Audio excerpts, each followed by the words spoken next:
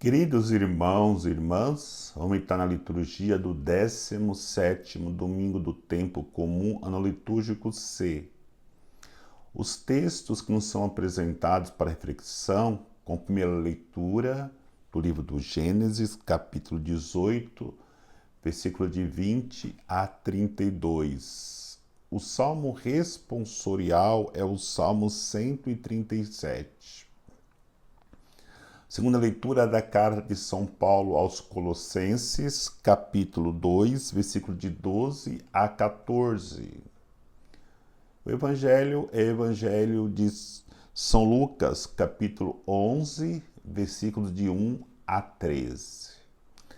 Ao lermos estes textos, vamos perceber claramente que o tema deste final de semana, deste 17º domingo do tempo comum, é a oração.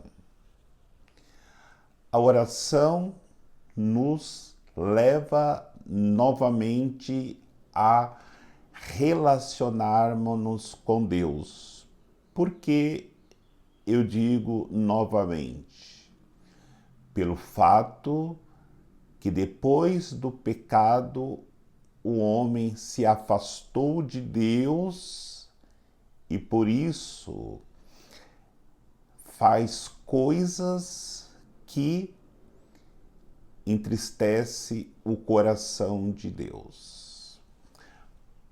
Meditando na liturgia da palavra, a partir da primeira leitura, refletimos na justiça que clama ao céu diante do pecado do homem.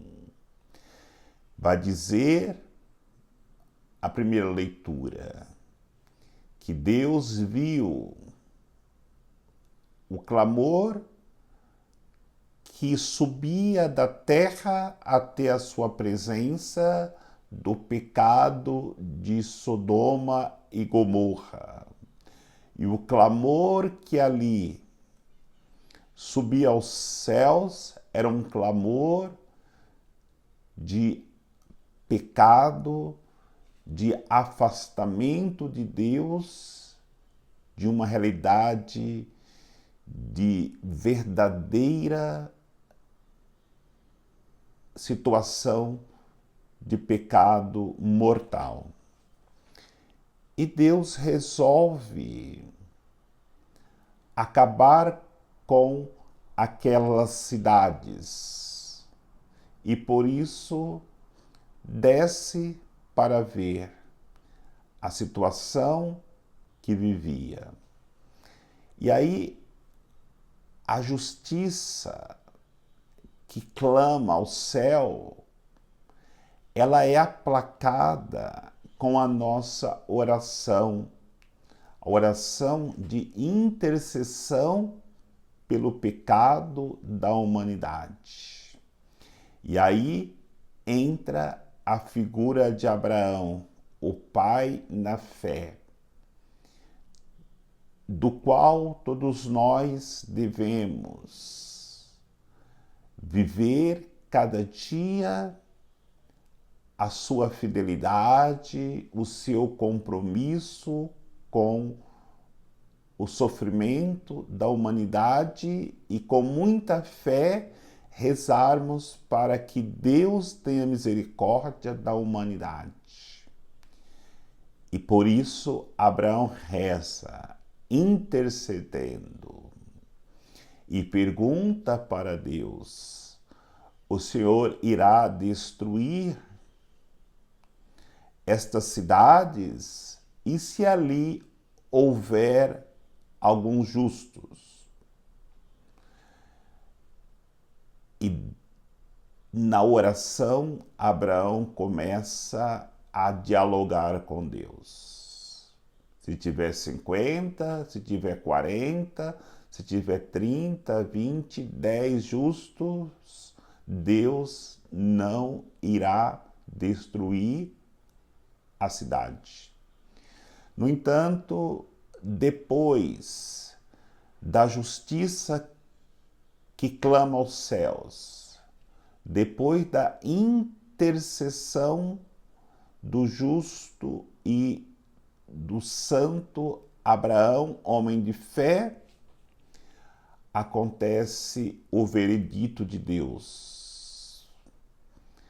Não foi encontrado 10 justos naquela cidade. E por isso Sodoma e Gomorra foram destruídas. E aí nós refletimos na nossa realidade de hoje. Por quê?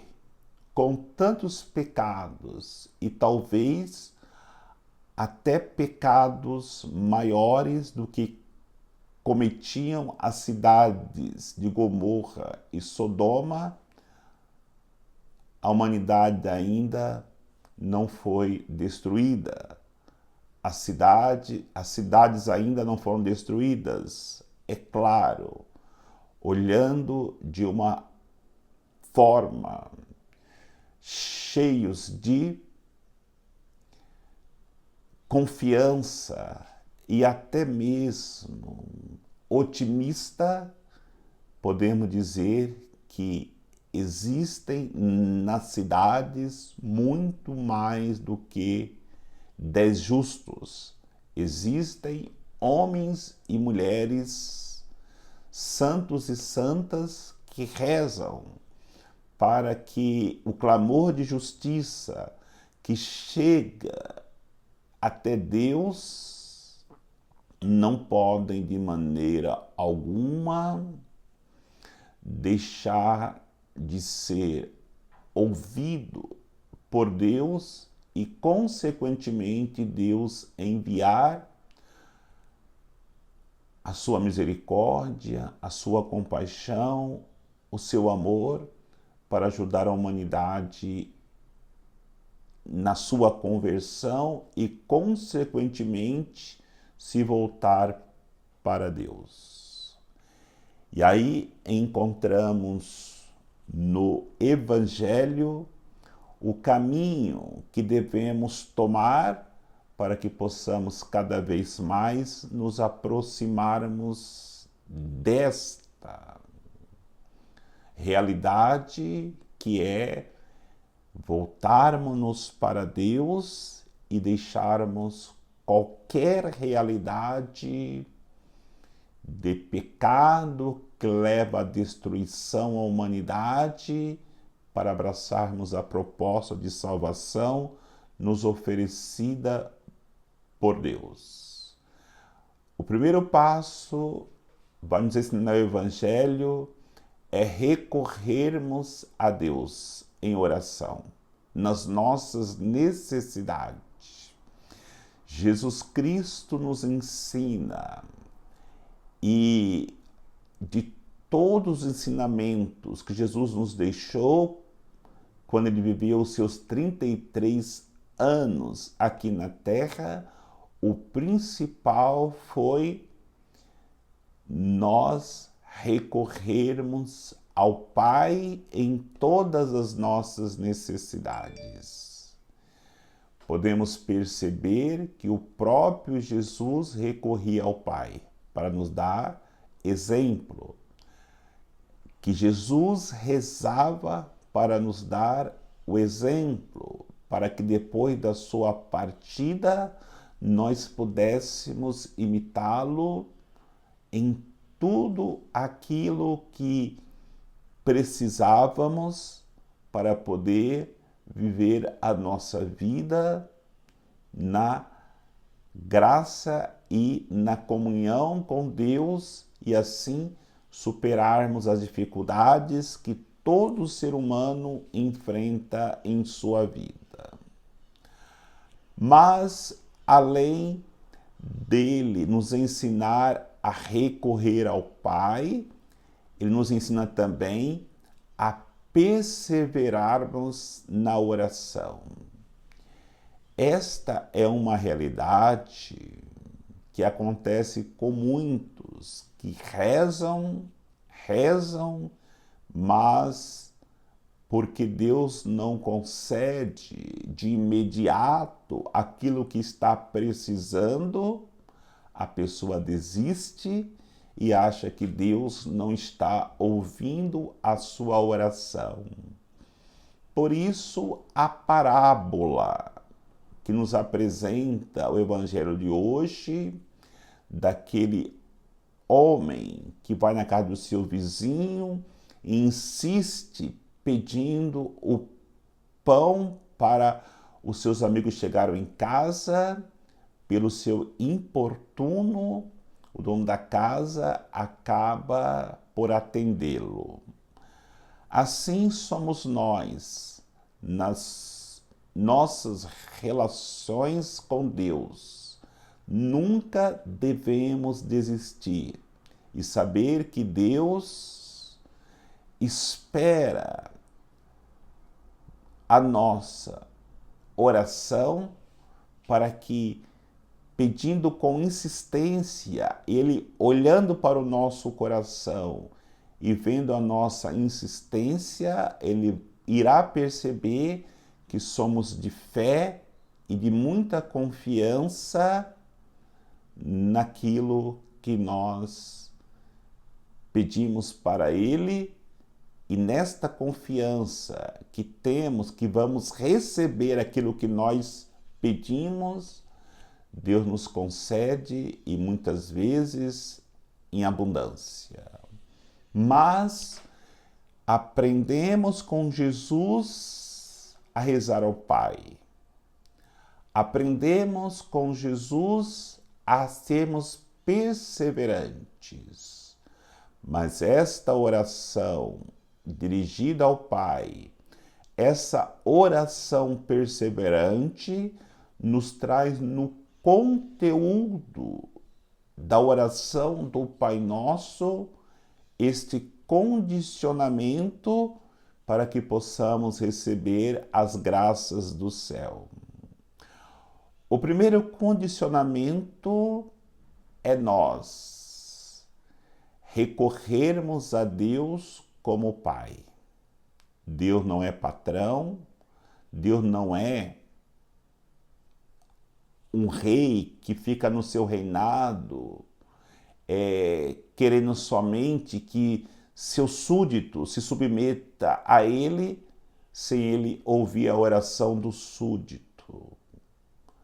Deus é Pai e temos que pedir ao nosso Pai, como uma criança pede para seu pai, que tanto a ama, aquilo que ela necessita.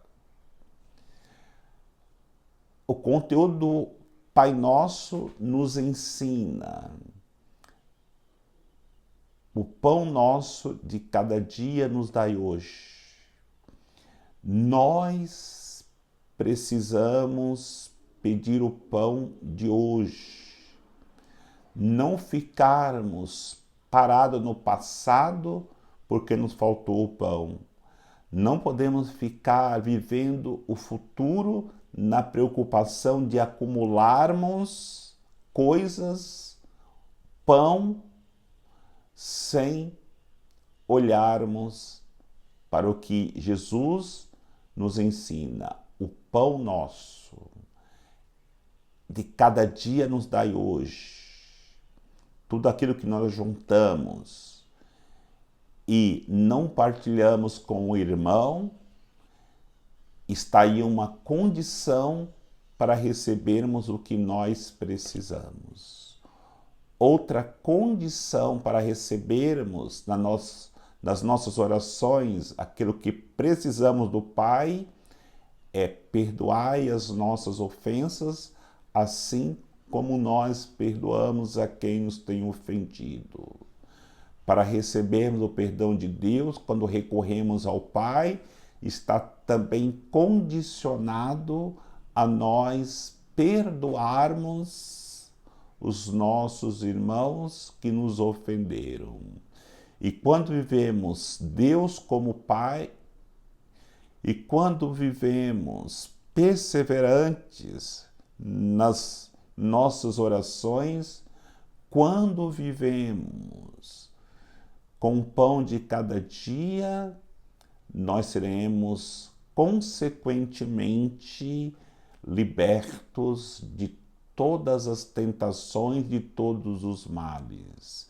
E aquilo que nos ensina a segunda leitura da carta de São Paulo aos Colossenses, que nós morremos com Cristo e ressuscitamos com Ele.